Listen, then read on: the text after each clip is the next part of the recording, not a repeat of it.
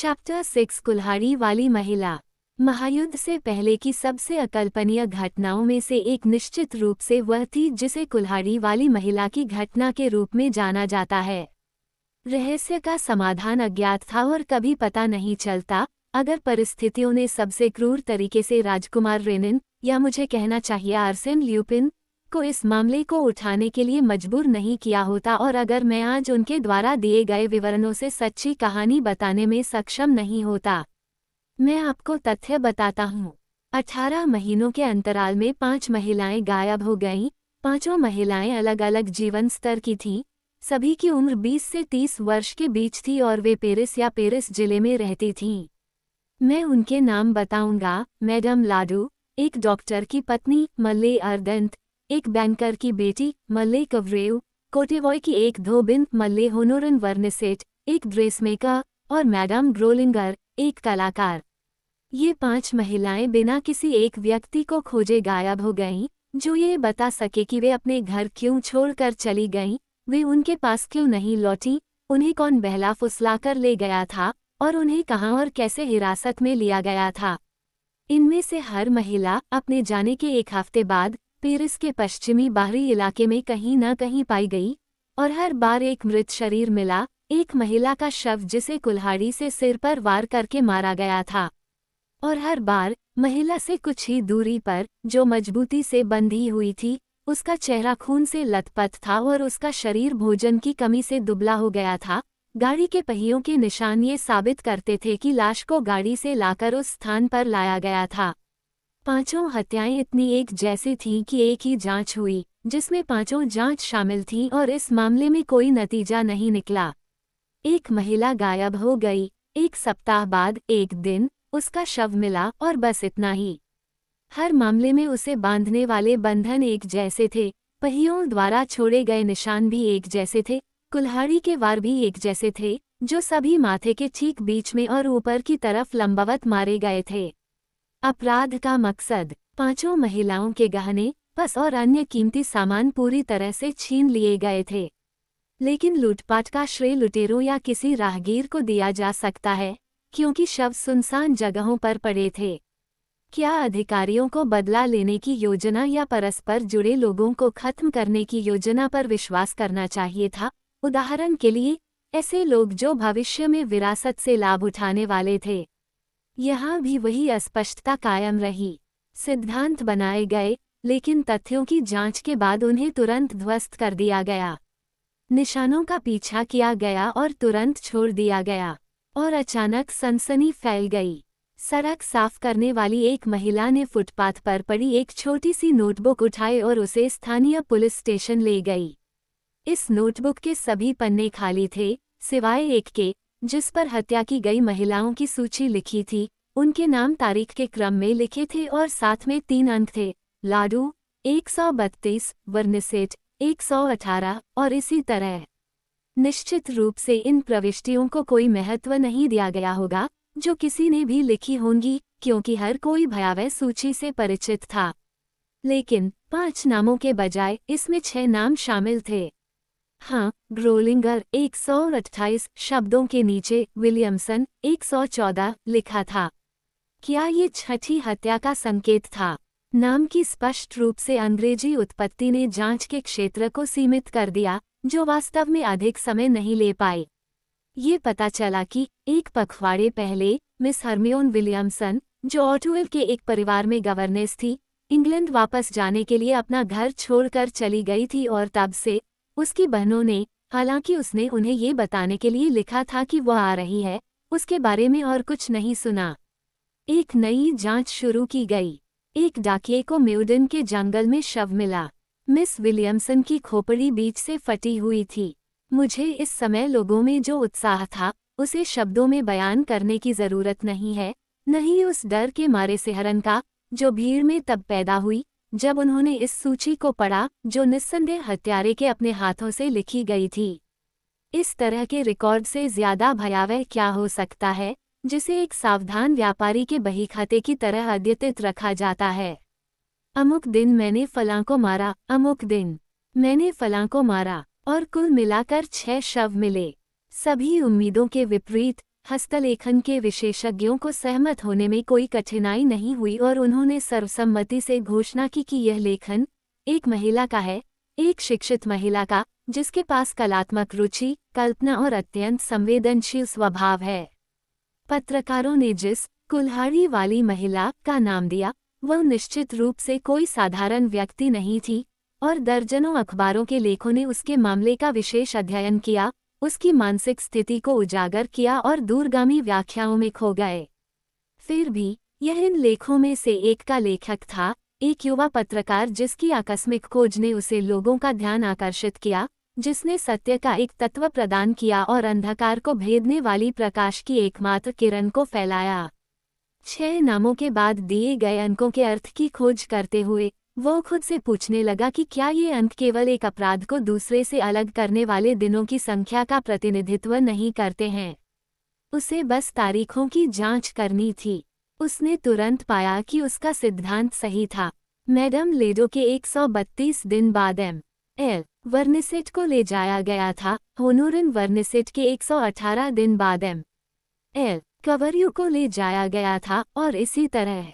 इसलिए संदेह की कोई गुंजाइश नहीं थी, और पुलिस के पास उस समाधान को स्वीकार करने के अलावा कोई विकल्प नहीं था जो परिस्थितियों के हिसाब से सटीक बैठता था, आंकड़े अंतराल के अनुरूप थे। कुल्हाड़ी वाली महिला के रिकॉर्ड में कोई गलती नहीं थी, लेकिन फिर एक निष्कर्ष अपरिहार्य हो गया।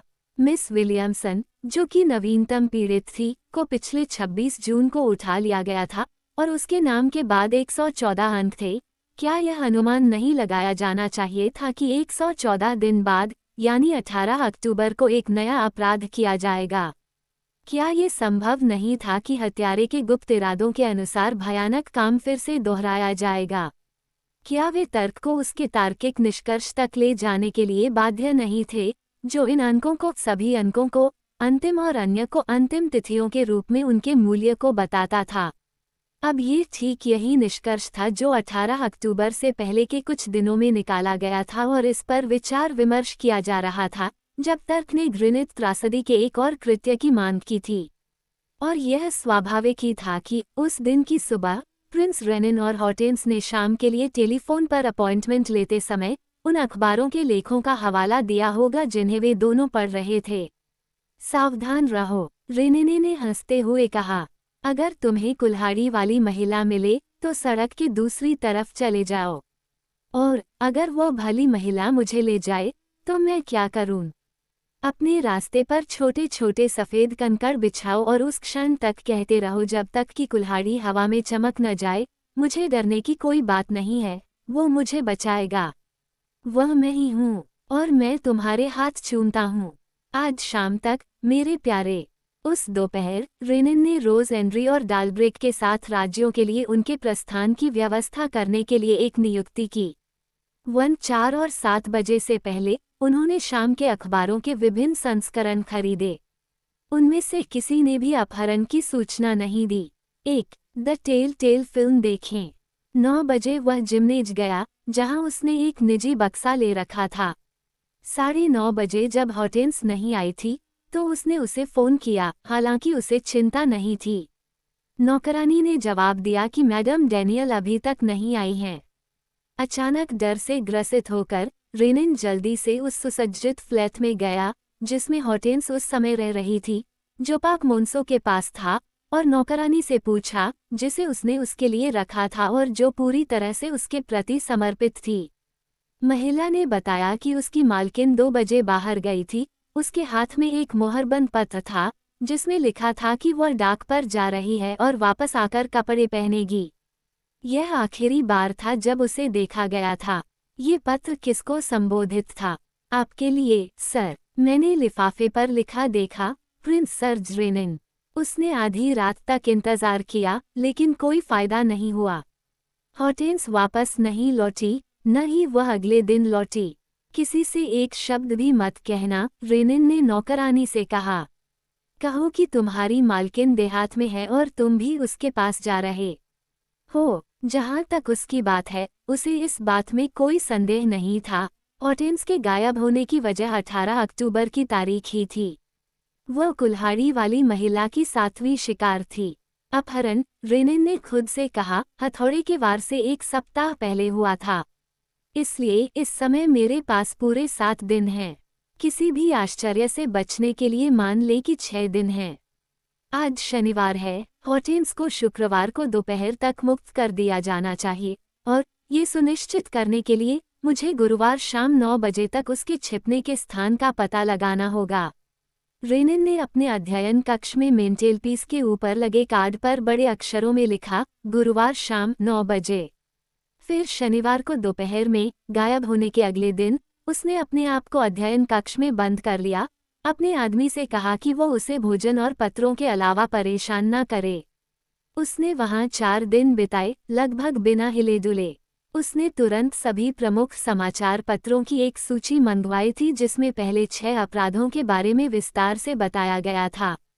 जब उसने उन्हें बार बार पढ़ा तो उसने शटर बंद कर दिए, पर्दे खींच दिए और अंधेरे में सोफे पर लेट गया, दरवाज़ा बंद करके, सोचते हुए।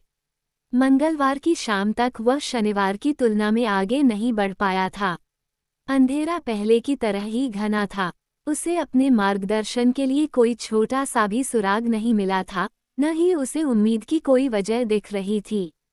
कई बार आत्मनियंत्रण की अपनी अपार शक्ति और अपने पास उपलब्ध संसाधनों पर अपने असीम विश्वास के बावजूद वह कभी कभी पीड़ा से कांप उठता था। क्या वह समय पर पहुंच पाएगा? ऐसा कोई कारण नहीं था कि वो पिछले कुछ दिनों की तुलना में पिछले कुछ दिनों में अधिक स्पष्ट रूप से देख पाए। और इसका मतलब था कि हॉर्टेंस डैनियल की अनिवार्य रूप से हत्या कर दी जाएगी। इस विचार ने उसे परेशान कर दिया। वो हॉर्टेंस से एक बहुत ही मजबूत और गहरी भावना से जुड़ा हुआ था, जो उनके बीच के संबंधों की उपस्थिति से एक दर्शक को विश्वास नहीं होता। शुरुआत में जिज्ञासा, पहली इच्छा, हॉर्टेंस की रक्षा करने की प्रेरणा, उसका ध्यान भटकाने की, उसे अस्तित्व के लिए प्रेरित करने की प्रेरणा, ये सब बस प्यार में बदल गया था। उनमें से किसी को भी इसका एहसास नहीं था, क्योंकि वे मुश्किल से ही एक दूसरे को देखते थे, सिवाय उन महत्वपूर्ण समयों के जब वे दूसरों के रोमांच में व्यस्त होते थे और अपने रोमांच में नहीं। लेकिन खतरे के पहले हमले में रेनिन को एहसास हुआ कि हॉर्टेंस ने उसके जीवन में क्या स्थान ले लिया है और वो उसे एक कैदी और शहीद के रूप में जानने और उसे बचाने में असमर्थ होने पर निराश था। उसने एक बुखार भरी, बेचैन रात बिताई, हर दृष्टिकोण से मामले को बार बार पलटते हुए। बुधवार की सुबह भी उसके लिए एक भयानक समय था। वह अपनी स्थिति खो रहा था। अपने एकांतवास को त्यागते हुए उसने खिड़कियां खोल दी और अपने कमरों में इधर उधर टहलता हुआ सड़क पर भागा और फिर वापस आ गया, मानो उस विचार से भाग रहा हो जिसने उसे पागल कर दिया था। हॉर्टेंस पीड़ित है। हॉर्टेंस गहराई में है। वो कुल्हाड़ी देख रही है। वो मुझे बुला रही है। वो मुझसे विनती कर रही है। और मैं कुछ नहीं कर सकता। शाम के 5 बजे जब उसने 6 नामों की सूची देखी तो उसे एक छोटा सा झटका लगा जो एक तरह से उस सत्य का संकेत था जिसकी तलाश की जा रही थी। उसके दिमाग में एक रोशनी कौंधी। ये निश्चित रूप से वह चमकीली रोशनी नहीं थी जिसमें हर विवरण स्पष्ट हो जाता है, लेकिन यह उसे यह बताने के लिए पर्याप्त थी कि उसे किस दिशा में आगे बढ़ना है। अभियान की उनकी योजना तुरंत तैयार हो गई। उन्होंने अपने ड्राइवर अडोल्फ को प्रमुख समाचार पत्रों में कुछ पंक्तियों के साथ भेजा, जो अगली सुबह के विज्ञापनों में टाइप होकर छपने वाली थीं। अडोल्फ को कॉर्बेवॉय के लॉन्ड्री में भी जाने को कहा गया, जहां 6 पीड़ितों में से दूसरी, मल्लेई कवरयू काम करती थी। गुरुवार को रेनिन घर से बाहर नहीं निकला। दोपहर में उसे अपने विज्ञापन के जवाब में कई पत्र मिले। फिर 2 टेलीग्राम आए। आखिर में 3 बजे एक वायवीय पत्र आया, जिस पर ट्रोकाडेरो पोस्टमार्क लगा था, जो कि उसे उम्मीद थी। उन्होंने एक निर्देशिका निकाली, एक पता नोट किया, M.D. लोटिया वेन्यू, सेवानिवृत्त औपनिवेशिक गवर्नर, 47 बिस एवेन्यू क्लेबर, और अपनी कार की ओर भागे। अडोल्फे, 47 बीआईएस एवेन्यू क्लेबर। उन्हें एक बड़े अध्ययन कक्ष में ले जाया गया, जिसमें शानदार किताबों की अलमारियां थीं, जिनमें महंगी जिल्दों में पुरानी किताबें रखी हुई थीं। M.D. लोटिया वेनो अभी भी जीवन के शिखर पर थे। उनकी दाढ़ी थोड़ी भूरी थी और उनके मिलनसार व्यवहार और वास्तविक विशिष्टता के कारण आत्मविश्वास और पसंद का एहसास होता था। मिस्टर डी लोटिया, रेनिन ने कहा, मैंने आपसे मिलने का साहस इसलिए किया है क्योंकि मैंने पिछले साल के समाचार पत्रों में पढ़ा था कि आप कुल्हाड़ी वाली महिला के पीड़ितों में से एक, होनोरन वर्निसेट को जानते थे। क्यों? बेशक हम उसे जानते थे, मिस्टर डी लोटिया चिल्लाया। मेरी पत्नी उसे दिन में ड्रेसमेकर के रूप में काम पर रखती थी। बेचारी लड़की। एम डी लोटिया, मेरी परिचित एक महिला भी अन्य 6 पीड़ितों की तरह गायब हो गई है। क्या? श्रीमान डी लोटिया चौंक कर बोले। लेकिन मैंने अखबारों को ध्यान से पढ़ा है। 18 अक्टूबर को कुछ नहीं था। हाँ, एक महिला जिसे मैं बहुत प्यार करता हूँ, मैडम हॉटेंस डैनियल, का 17 अक्टूबर को अपहरण कर लिया गया था। और यह 22वां दिन है। हाँ, और हत्या 24 तारीख को की जाएगी। भयानक, भयानक। इसे हर कीमत पर रोका जाना चाहिए। और संभवतः मैं आपके सहयोग से इसे रोकने में सफल हो जाऊंगा। लेकिन क्या आप पुलिस के पास गए हैं? नहीं, हम ऐसे रहस्यों का सामना कर रहे हैं जो, यूं कहें तो, पूर्ण और सघन हैं, जिनमें कोई अंतराल नहीं है जिससे सबसे तेज आंखें देख सके और जिन्हें सामान्य तरीकों से सुलझाने की उम्मीद करना बेकार है, जैसे कि अपराध के दृश्यों का निरीक्षण, पुलिस पूछताछ, उंगलियों के निशानों की तलाशी वगैरह। चूंकि इनमें से किसी भी कार्यवाही ने पिछले मामलों में कोई अच्छा उद्देश्य पूरा नहीं किया, इसलिए 7वें, समान मामले में उनका सहारा लेना समय की बर्बादी होगी। एक दुश्मन जो इस तरह की कुशलता और सूक्ष्मता दिखाता है, वह अपने पीछे उन अनाड़ी निशानों में से कोई भी नहीं छोड़ेगा जो एक पेशेवर जासूस द्वारा सबसे पहले पकड़ी जाने वाली चीजें होती हैं। तो फिर तुमने क्या किया? कोई भी कार्रवाई करने से पहले मैंने विचार किया है। मैंने इस मामले पर सोचने के लिए 4 दिन का समय दिया। एम डी लोटिया वेनो ने अपने आगंतुक की बारीकी से जांच की और व्यंग्यात्मक लहजे में पूछा, और आपके ध्यान का परिणाम? शुरू में, रेनिन ने कहा, बिना किसी शर्मिंदगी के, मैंने इन सभी मामलों को एक व्यापक सर्वेक्षण के लिए प्रस्तुत किया है, जो अब तक किसी और ने नहीं किया था। इससे मुझे उनके सामान्य अर्थ को समझने, शर्मनाक सिद्धांतों की उलझन को दूर करने और, चूंकि कोई भी इस गंदे काम के उद्देश्यों के बारे में सहमत नहीं हो पा रहा था, इसलिए इसे केवल उन लोगों के वर्ग के लिए जिम्मेदार ठहराने में सक्षम होने में मदद मिली जो इसके लिए सक्षम थे। यानी, पागलों, महामहिम। एम डी लोटिया वेनेऊ ने शुरुआत की। पागल, क्या विचार है? एम डी लोटिया, वो महिला जिसे कुल्हाड़ी वाली महिला के नाम से जाना जाता है, एक पागल महिला है। लेकिन उसे तो बंद कर दिया जाएगा। हमें नहीं पता कि वह नहीं है। हमें नहीं पता कि वह उन अर्धपागल लोगों में से नहीं है, जो जाहिर तौर पर हानिरहित हैं, जिन पर इतनी कम निगरानी रखी जाती है कि उन्हें अपने छोटे मोटे उन्माद, अपनी जंगली जानवर प्रवृत्तियों को पूरा करने का पूरा मौका मिलता है। इन प्राणियों से ज्यादा विश्वासघाती कुछ नहीं हो सकता। इससे ज्यादा चालाक, ज्यादा धैर्यवान, ज्यादा दृढ़, ज्यादा खतरनाक और साथ ही इससे ज्यादा बेतुका और ज्यादा तार्किक, ज्यादा लापरवाह और ज्यादा व्यवस्थित कुछ नहीं हो सकता। ये सभी विशेषण एम डी लोटिया कुल्हाड़ी वाली महिला के कामों पर लागू किए जा सकते हैं। किसी विचार का जुनून और किसी कार्य को लगातार दोहराना पागलों की विशेषताएं हैं।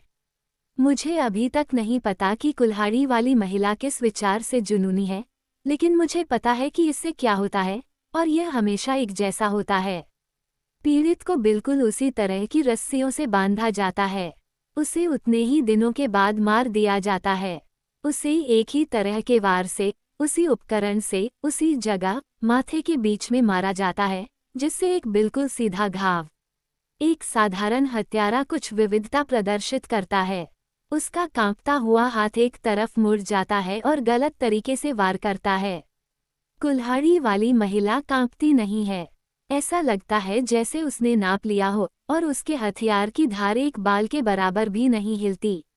क्या मुझे आपको कोई और सबूत देने या आपके साथ अन्य सभी विवरणों की जांच करने की आवश्यकता है? निश्चित रूप से नहीं। अब आपके पास पहेली की कुंजी है, और आप मेरी तरह जानते हैं कि केवल एक पागल ही इस तरह से व्यवहार कर सकता है, मूर्खतापूर्ण, बर्बरतापूर्ण, यंत्रवत, एक बजती हुई घड़ी या गिलोटिन के ब्लेड की तरह। एम डी लोटिया वेनो ने अपना सिर हिलाया। हाँ, ऐसा ही है। इस पूरे मामले को इस नज़रिए से देखा जा सकता है, और मैं यह मानने लगा हूँ कि इसे इसी तरह से देखा जाना चाहिए। लेकिन अगर हम यह मान लें कि इस पागल औरत के पास गणितीय तर्क है जो 6 पीड़ितों की हत्याओं को नियंत्रित करता है, तो मुझे पीड़ितों के बीच कोई संबंध नहीं दिखता। उसने बेतरतीब ढंग से हमला किया। उस पीड़ित के बजाय इस पीड़ित को क्यों मारा गया? रेनिन ने कहा। महामहिम मुझसे एक सवाल पूछ रहे हैं जो मैंने पहले क्षण से खुद से पूछा था, वह सवाल जो पूरी समस्या को समेटे हुए है और जिसे हल करने में मुझे इतनी परेशानी हुई। हॉर्टेंस डैनियल के बजाय कोई और क्यों? 2 लाख महिलाओं में से जिन्हें चुना जा सकता था, हॉर्टेंस क्यों? छोटी वर्निसेट क्यों? मिस विलियमसन क्यों? अगर मामला वैसा ही है जैसा मैंने सोचा था, यानी एक पागल औरत के अंधे और बेतुके तर्क पर आधारित, तो चुनाव अनिवार्य रूप से किया गया था। अब वह चुनाव किसमें था? वह गुण या दोष या वह संकेत क्या था जो कुल्हाड़ी वाली महिला को वार करने के लिए प्रेरित करता था? एक शब्द में, अगर उसने चुना और उसने चुना ही होगा तो उसके चुनाव को किसने निर्देशित किया? क्या आपको जवाब मिल गया? रेनिन ने रुककर उत्तर दिया। हाँ, महामहिम, मुझे पता है। और मैं इसे शुरू में ही पा सकता था, क्योंकि मुझे बस पीड़ितों की सूची की सावधानीपूर्वक जांच करनी थी। लेकिन सच्चाई की ये झलकें कभी भी प्रयास और चिंतन से अति उत्तेजित मस्तिष्क में ही प्रज्वलित होती हैं। मैंने सूची को 20 बार देखा, इससे पहले कि वह छोटा सा विवरण एक निश्चित आकार ले सके। मैं आपकी बात नहीं समझ पाया, एम.डी. लोटिया वेनो ने कहा। एम.डी. लोटिया, ये ध्यान दिया जा सकता है कि यदि किसी लेन देन या अपराध या सार्वजनिक घोटाले या अन्य किसी मामले में कई व्यक्तियों को एक साथ लाया जाता है, तो उन्हें लगभग हमेशा एक ही तरीके से वर्णित किया जाता है। इस अवसर पर समाचार पत्रों ने मैडम लाडू, एम.एल. आर्डेंट या एम.एल. कवरयू के बारे में बात करते समय उनके उपनामों से अधिक कुछ भी उल्लेख नहीं किया। दूसरी ओर एम.एल. वर्निसेट और मिस विलियमसन को हमेशा उनके ईसाई नामों से भी वर्णित किया जाता था, होनोरिन और हरमाइन। यदि सभी 6 पीड़ितों के मामले में भी यही किया गया होता, तो कोई रहस्य नहीं होता। क्यों नहीं? क्योंकि हमें तुरंत ही उन 6 दुर्भाग्यपूर्ण महिलाओं के बीच विद्यमान संबंध का एहसास हो जाना चाहिए था, जैसा कि मुझे स्वयं अचानक उन 2 ईसाई नामों की तुलना हॉर्टेंस डैनियल के नाम से करने पर एहसास हुआ। अब तुम्हें समझ में आ गया है न? तुम अपनी आंखों के सामने 3 ईसाई नाम देख रहे हो। श्रीमान डी लोटिया वेनो परेशान लग रहे थे। थोड़ा पीला पड़ते हुए उन्होंने कहा, क्या मतलब है तुम्हारा? क्या मतलब है तुम्हारा? मेरा मतलब है, रेनिन ने स्पष्ट आवाज में प्रत्येक शब्दांश को अलग अलग बोलते हुए कहा, मेरा मतलब है कि आप अपनी आंखों के सामने 3 ईसाई नाम देखते हैं, जो तीनों एक ही नाम के पहले अक्षर से शुरू होते हैं और तीनों में एक उल्लेखनीय संयोग से एक ही संख्या में अक्षर हैं, जैसा कि आप साबित कर सकते हैं। यदि आप कोटेवॉय लॉन्ड्री में पूछताछ करते हैं, जहां मले कवरो काम करती थी, तो आप पाएंगे कि उसका नाम हिलेरी था। यहाँ भी हमारे पास वही नाम और वही अक्षर हैं। आगे और खोजने की कोई ज़रूरत नहीं है। हमें यकीन है न, कि सभी पीड़ितों के ईसाई नाम एक ही तरह की विशेषताएं पेश करते हैं। और यह हमें पूर्ण निश्चितता के साथ उस समस्या की कुंजी देता है जो हमारे सामने रखी गई थी। यह पागल महिला की पसंद को स्पष्ट करता है। अब हम दुर्भाग्यपूर्ण पीड़ितों के बीच संबंध जानते हैं। इसमें कोई गलती नहीं हो सकती। बस यही है और कुछ नहीं। और चुनने का ये तरीका मेरे सिद्धांत की पुष्टि कैसे करता है? पागलपन का क्या सबूत? किसी और की बजाय इन महिलाओं को क्यों मारा जाए? क्योंकि उनके नाम एच से शुरू होते हैं और 8 अक्षरों के होते हैं। आप मेरी बात समझ रहे हैं, मिस्टर डी लोटिया, है न? अक्षरों की संख्या 8 है। पहला अक्षर वर्णमाला का 8वां अक्षर है और शब्द ह्यूट 8 एच से शुरू होता है। हमेशा एच अक्षर से, और अपराध करने के लिए इस्तेमाल किया गया हथियार एक कुल्हाड़ी थी। क्या महामहिम मुझे ये बताने के लिए तैयार हैं कि कुल्हाड़ी वाली महिला पागल नहीं है? रेनिन ने अपनी बात रोकी और एम.डी. लोटिया वेनो के पास गए। क्या बात है महामहिम, क्या आप अस्वस्थ हैं? नहीं नहीं एम डी, लोटिया ने माथे पर बहते पसीने के साथ कहा। नहीं, लेकिन ये पूरी कहानी बहुत परेशान करने वाली है। जरा सोचिए, मैं पीड़ितों में से एक को जानता था। और फिर रेनिन ने एक छोटी सी मेज से पानी की बोतल और गिलास उठाया, गिलास भरा और उसे मिस्टर डी लोटिया को दे दिया, जिन्होंने उसमें से कुछ घूंट पिया और फिर अपने आप को संभालते हुए, अपनी आवाज को पहले से अधिक दृढ़ बनाने की कोशिश करते हुए आगे कहा। बहुत अच्छा, हम आपकी धारणा को स्वीकार करते हैं। फिर भी यह आवश्यक है कि इससे ठोस परिणाम सामने आए। आपने क्या किया है? आज सुबह मैंने सभी अखबारों में एक विज्ञापन प्रकाशित किया, जिसका शब्दांकन इस प्रकार था, उत्कृष्ट रसोया पद की तलाश में है। हरमिनी बुलेवार्ड हॉर्समैन आदि को शाम 5 बजे से पहले लिखें। आप मेरा अनुसरण करना जारी रखते हैं, है न, श्रीमान डी लोटिया? एच से शुरू होने वाले और 8 अक्षरों वाले ईसाई नाम अत्यंत दुर्लभ हैं और सभी पुराने पड़ चुके हैं। हरमिनी, हिलेरी, हरमियोन। खैर, ये ईसाई नाम, जिन कारणों से मैं नहीं समझ पाया, पागल औरत के लिए आवश्यक हैं। वह इनके बिना नहीं रह सकती। इन ईसाई नामों में से किसी एक को धारण करने वाली महिलाओं को खोजने के लिए और केवल इसी उद्देश्य के लिए वह अपनी तर्क, विवेक, चिंतन और बुद्धि की शेष सभी शक्तियों को जुटाती है। वह खोजती है, वह सवाल पूछती है, वह घात लगाती है, वह अखबार पढ़ती है, जिसे वह शायद ही समझ पाती है, लेकिन जिसमें कुछ विवरण, कुछ बड़े अक्षर उसका ध्यान आकर्षित करते हैं। और परिणामस्वरूप मुझे एक पल के लिए भी संदेह नहीं हुआ कि बड़े अक्षरों में छपा हरमिनी का ये नाम उसका ध्यान आकर्षित करेगा और वह आज मेरे विज्ञापन के जाल में फंस जाएगी। क्या उसने लिखा? एम डी लोटिया वेनो ने उत्सुकता से पूछा। कई महिलाओं ने, रेनिन ने आगे कहा, ऐसे मामलों में जो सामान्य पत्र लिखे जाते हैं, वे तथाकथित हरमिनी को घर देने के लिए थे। लेकिन मुझे एक एक्सप्रेस पत्र मिला जो मुझे दिलचस्प लगा, जिससे, इसे पढ़िए, मिस्टर डी लोटिया। एम डी लोटिया वेनो ने रेनिन के हाथों से शीट छीन ली और हस्ताक्षर पर एक नज़र डाली। उनकी पहली हरकत आश्चर्य से भरी थी, जैसे कि उन्होंने कुछ अलग की उम्मीद की थी। फिर उन्होंने खुशी और राहत जैसी किसी चीज़ के लिए एक लंबी, जोरदार हंसी निकाली। आप हंस क्यों रहे हैं, मिस्टर डी लोटिया? आप प्रसन्न लग रहे हैं। नहीं, खुशी होगी, लेकिन इस पत्र पर मेरी पत्नी के हस्ताक्षर हैं। और तुम्हें कुछ और खोजने का डर था। अरे नहीं, लेकिन चूंकि यह मेरी पत्नी है। उसने अपनी बात पूरी भी नहीं की और रेनिन से कहा, इस तरफ आइए। वो उसे एक गलियारे से होते हुए एक छोटे से बैठकखाने में ले गया, जहां एक गोरी बालों वाली महिला, जिसके सुंदर चेहरे पर प्रसन्नता और कोमलता का भाव था, 3 बच्चों के बीच बैठी हुई थी और उन्हें उनके पाठ पढ़ाने में मदद कर रही थी। वो उठ खड़ी हुई। एम डी लोटिया ने अपने आगंतुक का संक्षिप्त परिचय दिया और अपनी पत्नी से पूछा, सुज़ैन, क्या यह आपका स्पष्ट संदेश है? मले हरमिनी, बुलेवार्ड हॉर्समैन। हाँ, उसने कहा, मैंने भेजा है।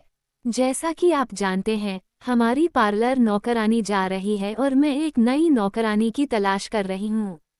रेनिन ने उसे बीच में टोका। माफ कीजिए मैडम, बस एक सवाल, आपको उस महिला का पता कहाँ से मिला? वह शर्म से लाल हो गई। उसके पति ने जोर देकर कहा, हमें बताओ, सुज़ैन, तुम्हें ये पता किसने दिया? मुझे फोन किया गया। किसके द्वारा? वह झिझकी और फिर बोली, आपकी पुरानी नाज, फेलिसियन। हाँ, एम डी लोटिया ने बातचीत को बीच में ही रोक दिया और रेनिन को और कोई प्रश्न पूछने का मौका दिए बिना उसे वापस अध्ययन कक्ष में ले गए। देखिए महाशय, वह वायवीय पत्र एक बिल्कुल प्राकृतिक स्रोत से आया था। फेलिसियन, मेरी बूढ़ी नाज, जो पेरिस से बहुत दूर नहीं रहती है, जो मुझे भत्ता देती है, उसने आपका विज्ञापन पढ़ा और मैडम डी लोटिया को इसके बारे में बताया। आखिरकार, उसने हंसते हुए कहा, मुझे नहीं लगता कि आपको मेरी पत्नी पर कुल्हाड़ी वाली महिला होने का संदेह है। नहीं, तो फिर यह घटना बंद हो गई। कम से कम मेरी तरफ से। मैंने जो कर सकता था, वह कर दिया है। मैंने आपकी दलीलें सुन ली हैं और मुझे बहुत खेद है कि मैं अब आपके किसी काम का नहीं रह गया हूँ। उसने एक और गिलास पानी पिया और बैठ गया। उसका चेहरा विकृत हो गया था। रेनिन ने कुछ सेकंड के लिए उसे देखा, जैसे कोई व्यक्ति अपने असफल प्रतिद्वंद्वी को देखता है जिसे केवल नॉकआउट झटका मिलना बाकी है, और उसके पास बैठकर अचानक उसका हाथ पकड़ लिया। महामहिम, यदि आप नहीं बोलेंगे तो हॉर्टेंस डैनियल 7वीं शिकार होगी। मेरे पास कहने को कुछ नहीं है, महाशय। आप क्या सोचते हैं कि मैं क्या जानता हूँ? सच। मेरे स्पष्टीकरण ने इसे तुम्हारे लिए स्पष्ट कर दिया है। तुम्हारा संकट, तुम्हारा भय इसके सकारात्मक प्रमाण हैं। लेकिन आखिरकार, महाशय, अगर मुझे पता था तो मुझे चुप क्यों रहना चाहिए? बदनामी के डर से आपके जीवन में एक गहन अंतर्ज्ञान मुझे आश्वस्त करता है, कुछ ऐसा है जिसे आप छिपाने के लिए विवश हैं। इस राक्षसी त्रासदी के बारे में सच्चाई जो अचानक आपके सामने आई, ये सच्चाई अगर यह ज्ञात हो जाती तो आपके लिए अपमान, कलंक का कारण बनती। और आप अपने कर्तव्य से पीछे हट रहे हैं। मिस्टर डी लोटिया ने कोई जवाब नहीं दिया। रेनिन उसके ऊपर झुकी और उसकी आंखों में देखते हुए फुसफुसाए, कोई घोटाला नहीं होगा। मैं दुनिया में एकमात्र व्यक्ति होऊंगा जो जानूंगा कि क्या हुआ है। और मैं भी आपकी तरह ही ध्यान आकर्षित न करने में उतना ही दिलचस्पी रखता हूँ, क्योंकि मैं हॉर्टेंस डैनियल से प्यार करता हूँ और नहीं चाहता कि उसका नाम आपकी भयानक कहानी में शामिल हो। वे लंबे अंतराल के दौरान आमने सामने रहे। रेनिन की अभिव्यक्ति कठोर और अडिग थी। डी लोटिया को लगा कि अगर जरूरी शब्द अनकहे रह गए तो कुछ भी उन्हें झुका नहीं पाएगा, लेकिन वह उन्हें बोलने के लिए खुद को तैयार नहीं कर पाए। उन्होंने कहा, आप गलत हैं। आपको लगता है कि आपने ऐसी चीजें देखी हैं जो अस्तित्व में नहीं हैं। रेनिन को अचानक और भयानक विश्वास हो गया कि यदि यह व्यक्ति मौन में शरण ले लेता है तो हॉर्टेंस डैनियल के लिए कोई आशा नहीं है, और वह इस विचार से इतना क्रोधित हो गया कि पहेली की कुंजी उसके हाथ की पहुंच में ही मौजूद थी कि उसने मिस्टर डी लोटिया का गला पकड़ लिया और उसे पीछे की ओर धकेल दिया। मैं अब और झूठ नहीं बोलूंगी। एक औरत की जान दांव पर लगी है। बोलो, और तुरंत बोलो, नहीं तो डी लोटिया में अब कोई ताकत नहीं बची थी। कोई भी प्रतिरोध असंभव था। ऐसा नहीं था कि रेनिन के हमले ने उसे डरा दिया था या वह हिंसा के इस कृत्य के आगे झुक गया था, लेकिन वह उस अदम्य इच्छाशक्ति से कुचला हुआ महसूस कर रहा था जो किसी भी बाधा को स्वीकार नहीं करती थी, और वह हकलाते हुए बोला, आप सही कह रहे हैं। यह मेरा कर्तव्य है कि मैं सब कुछ बताऊं, चाहे उसका जो भी नतीजा निकले। इससे कुछ नहीं होगा, मैं वचन देता हूं, इस शर्त पर कि आप हॉर्टेंस डैनियल को बचा लें। एक पल की हिचकिचाहट हम सभी को बर्बाद कर सकती है। बोलो, कोई विवरण नहीं, लेकिन वास्तविक तथ्य।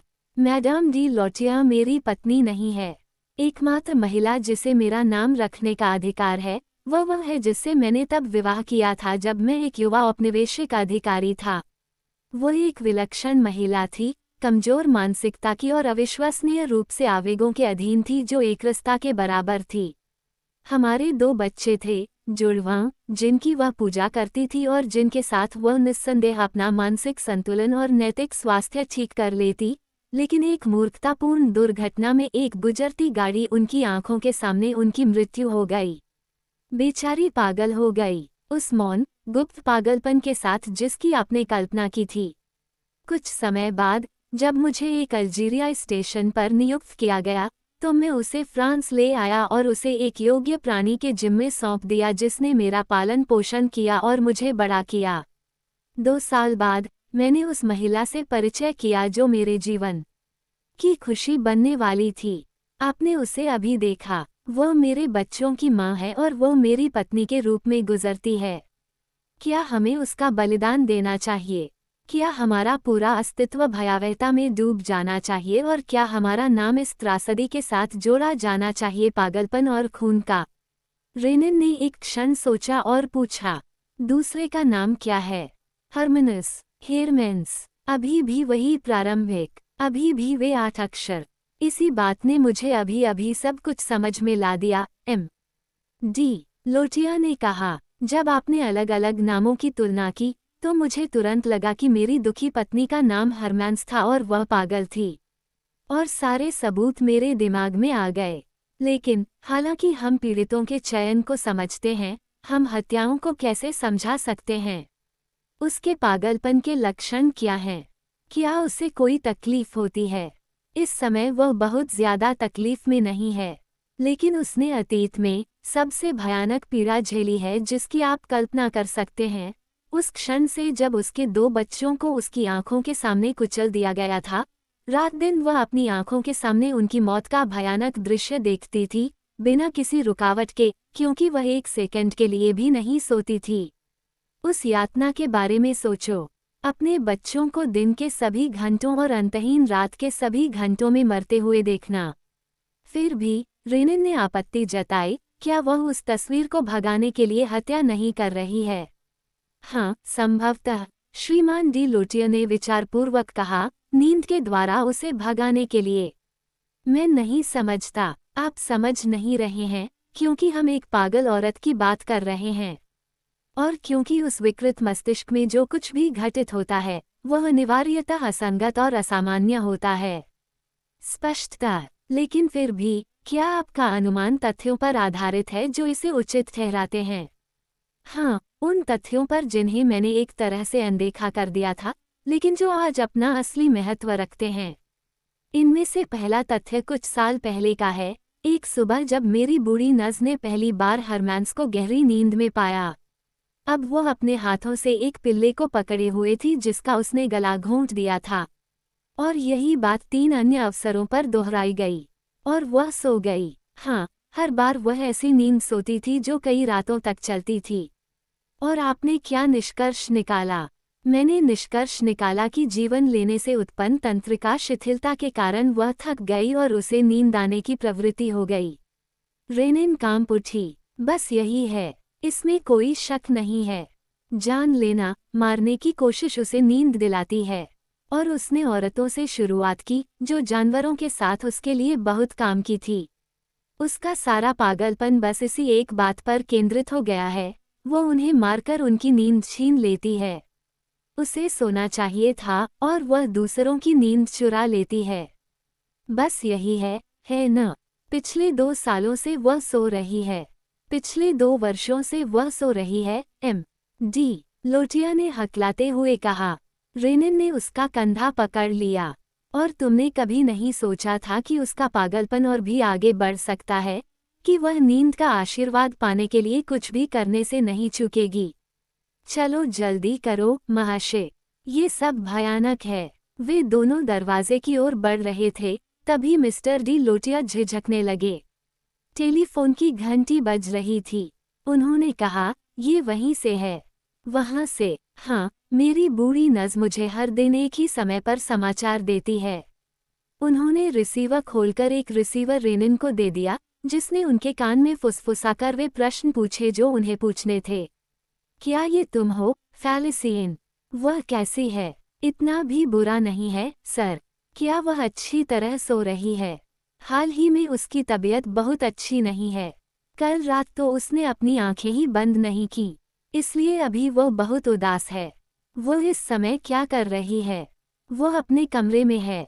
उसके पास जाओ, फेलिसियन, और उसे मत छोड़ो। मैं नहीं कर सकता, उसने खुद को अंदर बंद कर लिया है। तुम्हें ऐसा करना ही होगा, फेलिसियन। दरवाज़ा तोड़ दो, मैं सीधे आ रहा हूँ। हल्लो, ओह, धिक्कार है, उन्होंने हमें काट दिया है। बिना कुछ कहे, दोनों आदमी फ्लैट से निकलकर नीचे एवेन्यू की ओर भागे। रेनिन ने मिस्टर डी लोटिया को कार में धकेल दिया। पता क्या है? विले डी अवरे, बेशक, उसके काम के केंद्र में, उसके जाल के बीच में मकड़ी की तरह। ओह, ये कितनी शर्म की बात है। वह बहुत ही व्यथित था। उसने पूरे रोमांच को उसकी भयावह वास्तविकता में देखा। हाँ, वो उनकी नींद चुराने के लिए उन्हें मारती है, जैसे वह जानवरों को मारती थी। ये वही जुनून है, लेकिन पूरी तरह से समझ से परे प्रथाओं और अंधविश्वासों की एक पूरी श्रृंखला से जटिल है। वो स्पष्ट रूप से कल्पना करती है कि ईसाई नामों की उसके अपने नाम से समानता अपरिहार्य है और वह तब तक नहीं सोएगी जब तक उसका शिकार हॉर्टेंस या होनोरिन न हो। यह एक पागल औरत का तर्क है, इसका तर्क हमें समझ में नहीं आता और हम इसके मूल के बारे में कुछ नहीं जानते, लेकिन हम इससे बच नहीं सकते।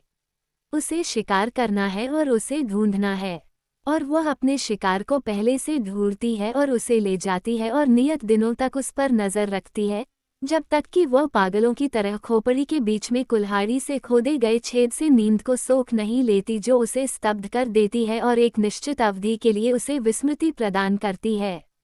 और यहाँ फिर से हम बेतुकी और पागलपन देखते हैं। वह उस अवधि को इतने दिनों में क्यों तय करती है? एक शिकार उसे 120 दिन की नींद क्यों सुनिश्चित करे और दूसरा 100 और 25? क्या पागलपन है? ये गणना रहस्यमय है और निश्चित रूप से पागलपन है, लेकिन तथ्य यह है कि 100 या 125 दिनों के अंत में, जैसा भी मामला हो, एक नया शिकार बलिदान किया जाता है, और पहले से ही 6 हो चुके हैं और 7वें की बारी का इंतजार है। आह महाशय, आपके लिए कितनी भयानक जिम्मेदारी है। ऐसा राक्षस, उसे कभी भी नजर से ओझल नहीं होने देना चाहिए था। M.D. लोटिया वेनो ने कोई विरोध नहीं किया। उसकी निराशा, उसका पीलापन, उसके कांपते हाथ, सब उसके पश्चाताप और निराशा को साबित कर रहे थे। उसने मुझे धोखा दिया, उसने बुदबुदाया। वह बाहर से बहुत शांत, बहुत विनम्र थी, और आखिरकार वह एक पागल खाने में है। तो फिर वह कैसे? पागल खाना, M.D. लोटिया ने बताया, बहुत सी अलग अलग इमारतों से बना है जो बहुत बड़े मैदान में फैली हुई हैं। जिस तरह की झोपड़ी में हरमैंस रहती है वो बिल्कुल अलग है। पहले एक कमरा है जिसमें फेलिसियन रहती है, फिर हरमैंस का बेडरूम और 2 अलग अलग कमरे हैं, जिनमें से एक की खिड़की से खुले मैदान का नज़ारा दिखता है। मुझे लगता है कि यहीं पर वह अपने शिकारों को बंद करती है। लेकिन वह गाड़ी जो शवों को ले जाती है, शरणाले का अस्तबल झोपड़ी के बहुत करीब है। वहाँ स्टेशन के काम के लिए एक घोड़ा और गाड़ी है। इसमें कोई संदेह नहीं कि हरमन्स रात में उठता है, घोड़े को जोतता है और शव को खिड़की से बाहर निकालता है। और वह नर्स जो उसकी देखभाल करती है, फेलिसियन, बहुत बूढ़ी है और बहरी भी है, लेकिन दिन में वह अपनी मालकिन को इधर उधर घूमते ये वह करते देखती है। क्या हमें इसमें कुछ मिलीभगत स्वीकार नहीं करनी चाहिए? कभी नहीं। फेलिसियन खुद हरमैंस के पाखंड से धोखा खा चुकी है। फिर भी ये वही थी जिसने मैडम डी लोटिया को सबसे पहले उस विज्ञापन के बारे में फ़ोन किया था। बहुत स्वाभाविक है। हेरमेंस, जो कभी कभी बात करती है, जो बहस करती है, जो अखबारों में खुद को खो देती है, जिसे वह समझ नहीं पाती है, जैसा कि आप अभी कह रहे थे, लेकिन उन्हें ध्यान से पढ़ती है। उसने विज्ञापन देखा होगा और ये सुनकर कि हम एक नौकर की तलाश कर रहे थे, उसने फेलिसियन से मुझे फ़ोन करने के लिए कहा होगा। हाँ, मुझे भी यही लगा, रेनिन ने धीरे से कहा। वह अपने शिकारों को चिन्हित करती है। हॉर्टेंस के मर जाने के बाद उसे पता चल जाता कि 8वां शिकार कहाँ मिलेगा जब वह अपनी नींद पूरी कर लेती। लेकिन उसने उन बदकिस्मत औरतों को कैसे लुभाया? उसने हॉर्टेंस को कैसे लुभाया? कार तेजी से चल रही थी, लेकिन इतनी तेज नहीं कि रेनिन को खुशी हो, जिसने ड्राइवर को रेट किया। उसे धक्का देकर आगे बढ़ाओ, अडोल्फ, क्या तुम नहीं कर सकते? हम समय खो रहे हैं, मेरे दोस्त। अचानक उसे बहुत देर से पहुंचने का डर सताने लगा। पागलों का तर्क मन के अचानक बदलने, मन में आने वाले किसी भी खतरनाक विचार के अधीन होता है। पागल औरत आसानी से तारीख भूल सकती है और तबाही को जल्दी से अंजाम दे सकती है, जैसे खराब घड़ी 1 घंटा पहले बजा देती है। दूसरी ओर, जब उसकी नींद एक बार फिर से टूट गई, तो क्या वह नियत समय का इंतजार किए बिना ही कुछ करने के लिए प्रेरित नहीं हुई? क्या यही कारण नहीं था कि उसने खुद को अपने कमरे में बंद कर लिया था? हे भगवान, उसके कैदी को कितनी पीड़ा हो रही होगी। जल्लाद की थोड़ी सी हरकत से भी उसके शरीर में कितनी दहशत फैल गई होगी। जल्दी करो, अडोल्फ, नहीं तो मैं खुद गाड़ी चला लूंगा। जल्दी करो, रुक जाओ। आखिरकार वे विलेडी एवरे पहुंच गए। दाईं ओर एक खड़ी, ढलान वाली सड़क थी और एक लंबी रेलिंग से बाधित दीवारें थीं। मैदान के चारों ओर घूमो, अडोल्फ। हमें अपनी उपस्थिति की चेतावनी नहीं देनी चाहिए, है न, मिस्टर डी लोटिया? कॉटेज कहाँ है? ठीक सामने M.D. लोटिया वेनो ने कहा। वे थोड़ा आगे निकल गए। रेनिन एक खराब तरीके से बनाए गए डूबे हुए सड़क के किनारे एक किनारे पर दौड़ने लगी। लगभग अंधेरा हो चुका था। M.D. लोटिया ने कहा, यह इमारत थोड़ी दूर पीछे खड़ी है। भूतल पर उस खिड़की को देखो। यह अलग कमरों में से एक की है और जाहिर है कि वह इसी रास्ते से बाहर निकलती है। लेकिन खिड़की पर तो ताला लगा हुआ लगता है। हाँ, और इसलिए किसी को कुछ संदेह नहीं हुआ। लेकिन उसने जरूर कोई रास्ता ढूंढ लिया होगा। भूतल गहरे तहखानों के ऊपर बना था। रेनिन जल्दी से ऊपर चढ़ गया और पत्थर के उभरे हुए किनारे पर पैर रखने की जगह ढूंढ ली। निश्चय ही एक बार गायब था। उसने अपना चेहरा खिड़की के शीशे से सटाया और अंदर देखने लगा। कमरे के अंदर अंधेरा था। फिर भी वह पीछे की ओर बैठी एक महिला को पहचान पाया, जो एक गद्दे पर लेटी हुई थी।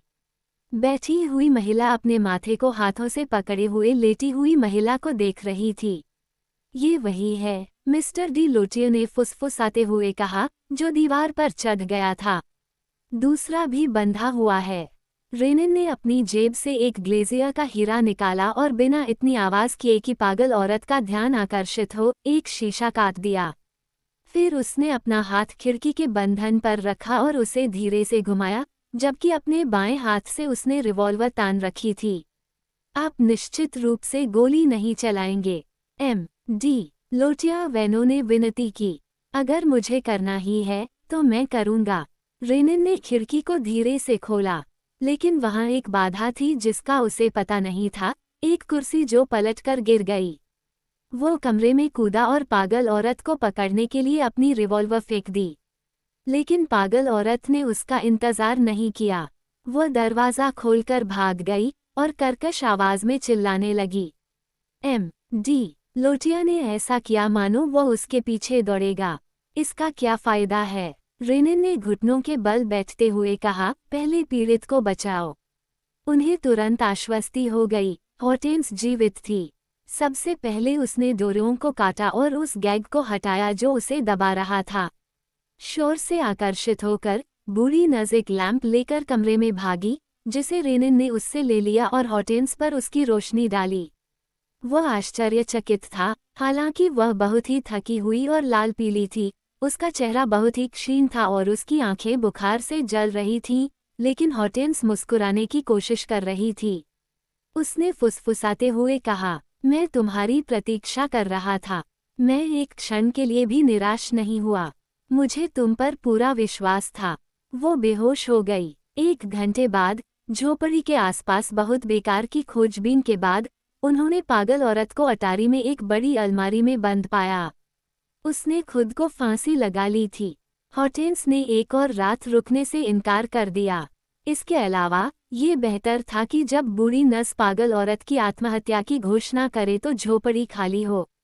रेनिन ने फेलिसियन को विस्तार से निर्देश दिए कि उसे क्या करना चाहिए और क्या कहना चाहिए, और फिर ड्राइवर और M.D. लोटिया की मदद से हॉर्टेंस को कार में बिठाया और घर ले आई। वह जल्द ही स्वस्थ हो गई। 2 दिन बाद, रेनिन ने उससे सावधानीपूर्वक पूछताछ की और पूछा कि वो पागल औरत से कैसे परिचित हुई। ये बहुत आसान था, उसने कहा। मेरे पति, जो पूरी तरह से मानसिक रूप से स्वस्थ नहीं हैं, जैसा कि मैंने आपको बताया है, विली डी एवरे में उनकी देखभाल की जा रही है, और मैं कभी कभी बिना किसी को बताए उनसे मिलने जाती हूँ। मैं स्वीकार करती हूँ। इसी तरह मैं उस बेचारी पागल औरत से बात करने लगी और कैसे, दूसरे दिन, उसने मुझे इशारे से बताया कि वह चाहती है कि मैं उससे मिलूं। हम अकेले थे। मैं झोपड़ी में चली गई। इससे पहले कि मैं मदद के लिए चिल्ला पाती, उसने खुद को मुझ पर फेंक दिया और मुझे दबोच लिया। मुझे लगा कि यह एक मजाक है, और ऐसा ही था, है न? एक पागल औरत का मजाक। वह मेरे साथ बहुत नरमी से पेश आई। फिर भी, उसने मुझे भूखा रहने दिया। लेकिन मुझे तुम पर पूरा भरोसा था। और क्या आप डरे नहीं? भूख से मरने की? नहीं। इसके अलावा, जब तब उसका मन करता, वह मुझे थोड़ा बहुत खाना दे देती थी। और तब मुझे तुम पर यकीन हो गया। हाँ, लेकिन वहाँ कुछ और भी था, वह दूसरा खतरा। और क्या खतरा है? उसने सरलता से पूछा। रेनिन चौंका। उसे अचानक समझ में आया, पहले तो यह अजीब लगा, हालांकि यह बिल्कुल स्वाभाविक था कि हॉर्टेंस को एक पल के लिए भी संदेह नहीं हुआ था और अभी भी उसे इस बात का संदेह नहीं था कि वह किस भयानक खतरे से बच गई है। उसका मन कुल्हाड़ी वाली महिला द्वारा की गई हत्याओं से अपने साहसिक कारनामे से नहीं जुड़ा था। उसने सोचा कि उसे सच बताने के लिए हमेशा समय काफी होगा। वैसे कुछ दिनों बाद उसके पति की, जो सालों से जेल में बंद था, विली डी एवरे के शरणालय में मृत्यु हो गई, और हॉर्टेंस, जिसे उसके डॉक्टर ने थोड़े समय के लिए आराम और एकांतवास की सलाह दी थी, फ्रांस के मध्य में बासीकोट गांव के पास रहने वाले एक रिश्तेदार के पास रहने चली गई।